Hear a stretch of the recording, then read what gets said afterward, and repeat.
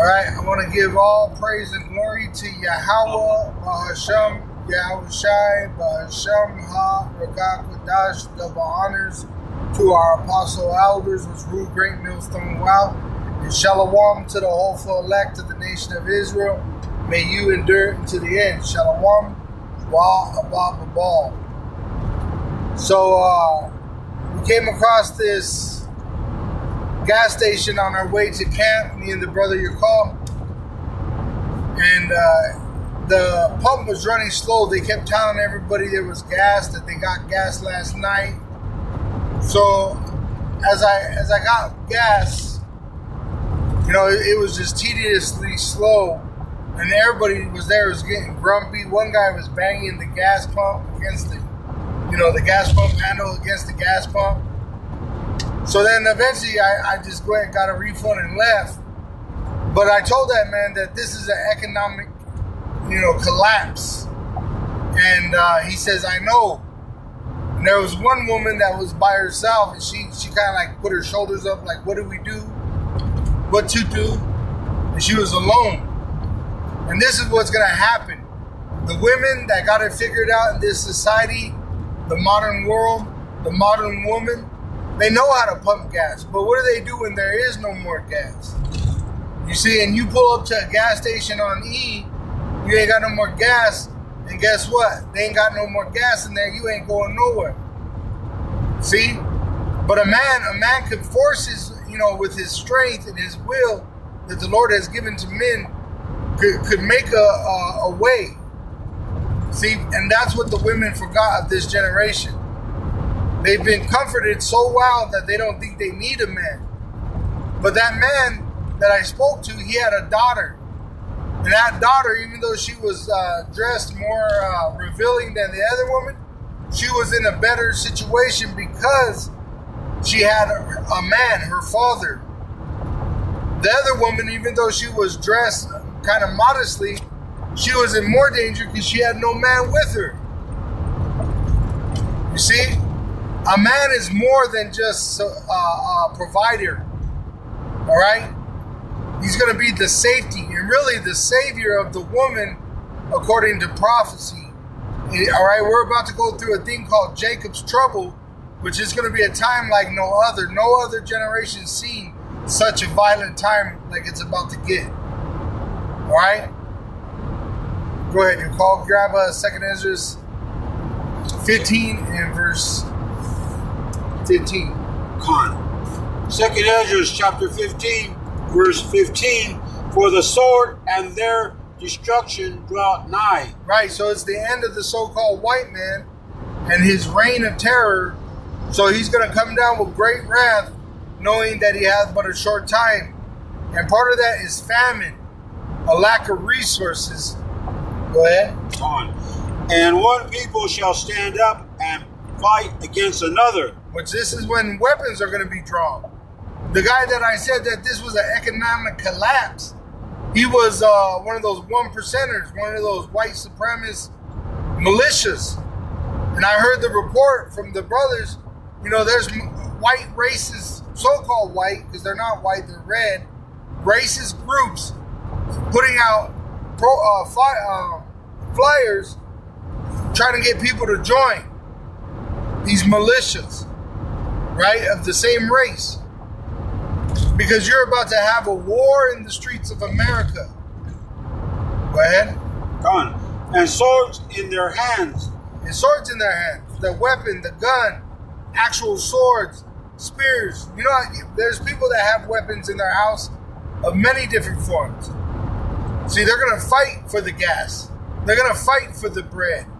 They're going to kill each other and then eventually eat each other. That's how bad it's about to get in America. And it really don't even matter if you have a man unless you have a man of the Lord that has been ordained to be saved as a man of the Lord. And you women is who I'm talking about, because this what, you know, was revealed to me through the spiritual eye as we went through this situation.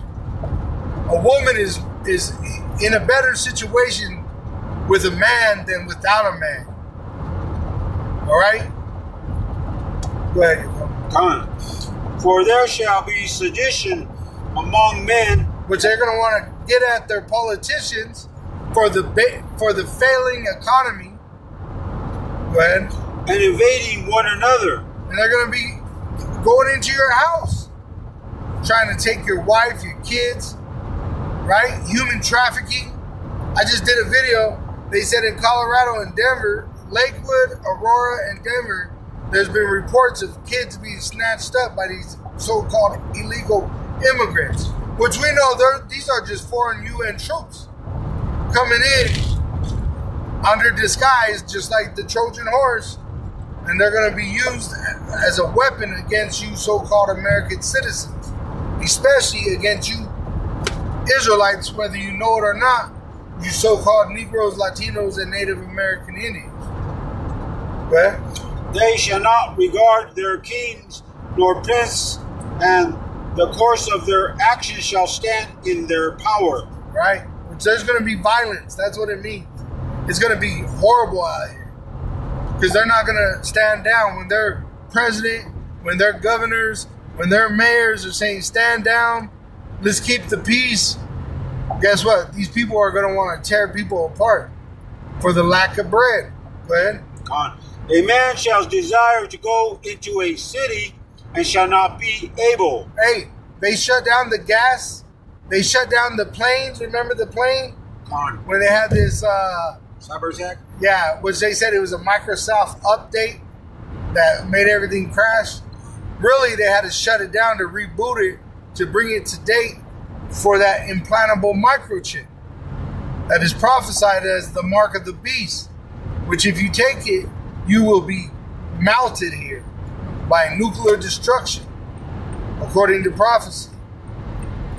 Go ahead. God.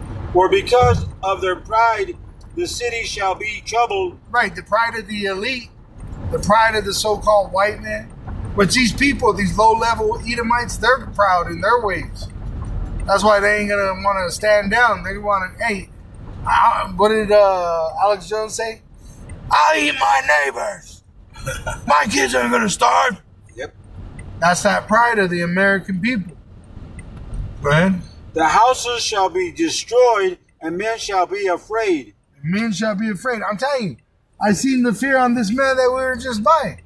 Because he was probably on E, stopped at the last minute, had no gas to go to the next gas station, right? He's banging the pump handle all crazy, trying to spark a freaking fire because fumes are the most flammable part of gas. He had no clue of what to do. Go ahead. God. A man shall have no pity upon his neighbor. Right. So his only thing to do is get violent. I'm going to take what you got. Take your car. Take you. And look, the next gas station is full. Right? Mm-hmm. They're going to take what you have. That's the only thing they're going to have to do. What else could they do? See, we're going to call upon Yahweh Shem Yahushua and be delivered. That is our faith, according to the word of Yahweh Shem Yahushua. Go ahead. but shall destroy their houses with a sword and spoil their goods because of the lack of bread and for great tribulation. Hey, we're in that time. If you can't see it, you're going to be ran over by it. We're in that time. All right? Where there's going to be a lack of resources to the point where these people are killing each other for it. And then they're eventually going to become cannibals and devour each other. All right? And just to make a point of this not being like a clogged pump, all right? It was all the pumps, and I looked it up. It says filters are the most critical when it comes to flow. They should be changed every 300,000 gallons every 6 months, or when fuel delivery rates slow significantly. When fuel delivery rates slow significantly, and that's what happened. There's no more resources, and it's about to be revealed to you by you going and it not being there. And whether it's gas, water, you're going to turn on your sink, it's not going to be there. You're going to go to the store, there ain't going to be no bottles of water. Why? Because the truck didn't come and bring it. Why? Because there's no fuel at the gas station. And remember, the gas, you need gas to make diesel. So if there ain't no gas, there ain't going to be no diesel. And remember, OMEC, all right, what happened? They cut from the petrodollar. The Saudis. Right. So, hey, this ain't cool. This is, I want to say this is a coincidence. All right? It is a coincidence. It says a remarkable concurrence of events or circumstances without apparent causal connection. So these things stand out together. It says correspondence in nature or in time of occurrence. See, these prophecies are taking place.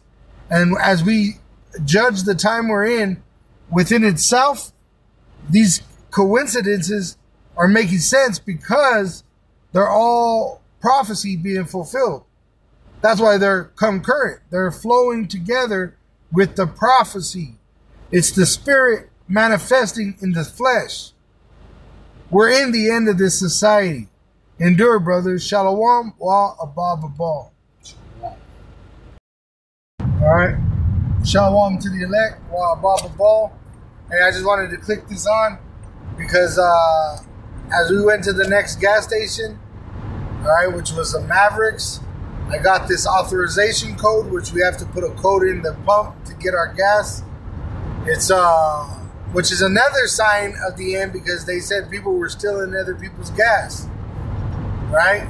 So the authorization code is down there at the bottom in the big bold print. It says 44121. So 441, which we know, we always put that with the elect, sealed, 21, complete, 77721, completion. And then I looked up the word Maverick, and what I was saying in that video with the brother reading, through the spirit, we know that these 2/3 are through, man. The elect are most likely already sealed. They heard this truth. They believe. All right. Now it's just time for Jacob's trouble to be engaged. All right. Which is going to put the fire on the 1/3 to get in contact with the hopeful elect men that are sighing and crying and prophesying. And these 2/3 to even become more reprobate and be destroyed. All right. Because they're going to be deceived into taking that implantable microchip, thinking that's going to prolong their life, but it's only going to condemn them to suffer that nuclear destruction. But that word Maverick, it says an unorthodox or independent-minded person. And starting with the head apostles that rule well, talking about the head apostles that rule Great Millstone well, and all the brethren, we've been speaking about this week. These so-called independent-minded persons. They don't want to get in order. They want to stay out of order. They don't want to correct themselves when they're, notice going in chaos. They don't want to repent. They want to talk shit about the elders and the apostle elders. Right? It's over for these 2/3, man. Fuck them. We're moving on to the next glory. It says on the North American second definition, an unbranded calf, yearling, pretty much a young, foolish animal that has no knowledge of nothing. No mama, no owner, no daddy, nothing. And that's how these 2/3 reprobates are. And that's why they're going to take that implantable microchip. They're going to be destroyed for the lack of knowledge. But we know who we worship. So that Shalom wa abab abal.